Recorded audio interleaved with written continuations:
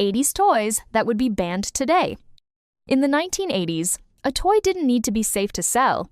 It needed to be fun. Metal darts that got thrown into the air over kids' heads were a normal backyard game. Toy guns that looked completely real sat right next to the real ones without anyone thinking twice. Today, none of these products could make it onto a shelf. These are the 80s toys the law eventually banned and the exact documented reasons why it happened.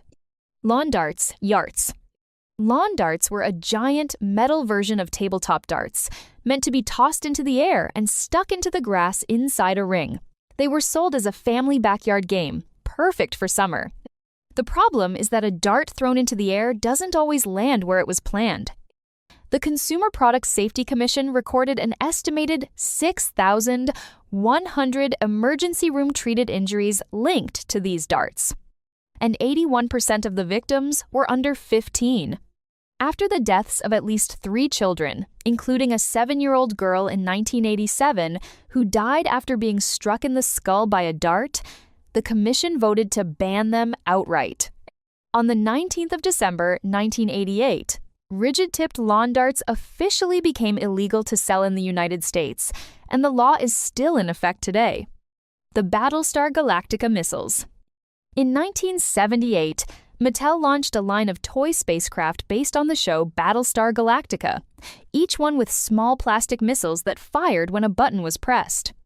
More than 2 million units sold within a few months.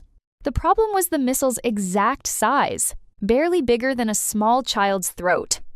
On the 31st of December 1978, a 4-year-old boy in Atlanta died after firing a missile straight into his own mouth as part of a game. Another boy, in Wisconsin, survived surgery to remove a missile lodged in his lung. On the 11th of January 1979, Mattel launched a nationwide mail-in program. Kids could send their missiles back by mail in exchange for a free Hot Wheels car. That incident was one of the first to establish the small parts rules that still govern how every toy sold in the U.S. is designed today. Clacker Balls. Clacker Balls were 2 hard spheres connected by a cord, swung up and down by hand until they clacked against each other in a steady rhythm. The sound was the whole point, a clack-clack you could hear across any school playground. The problem was the material.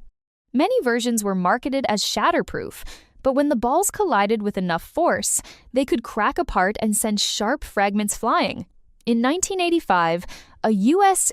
Marshal in Phoenix, Arizona, seized roughly 4,600 units of a version called Kerbangers after Safety Commission testing confirmed the balls cracked or shattered completely during normal use. The commission officially declared them banned hazardous substances and urged families to throw them out immediately. The plastic flying helicopters. This small plastic helicopter launched from a handheld mechanism, its blades spinning as it left the launcher to mimic real flight.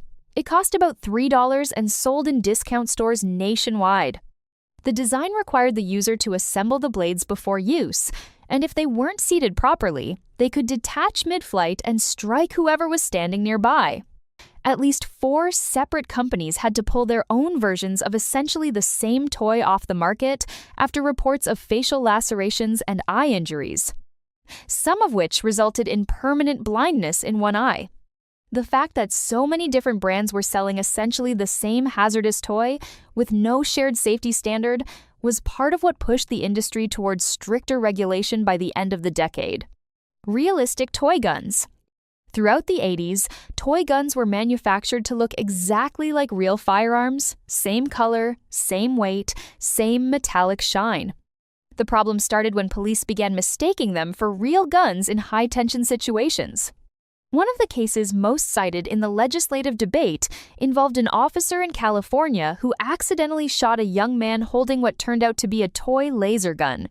After a string of similar incidents across different states, the U.S. Senate passed a federal law in 1988 requiring all toy guns to carry a bright orange plug permanently fixed to the tip of the barrel so they could be visually distinguished from a real weapon at a glance. That law is still in effect today, and it's the reason every modern toy gun has that orange tip we all recognize. None of these toys got pulled because they were boring. They got pulled because, one by one, they exposed a real gap in how products for children were designed and regulated at the time. Every law that exists today about small parts, safety markings, or durable materials was born, in part, from something that happened on an 80s playground.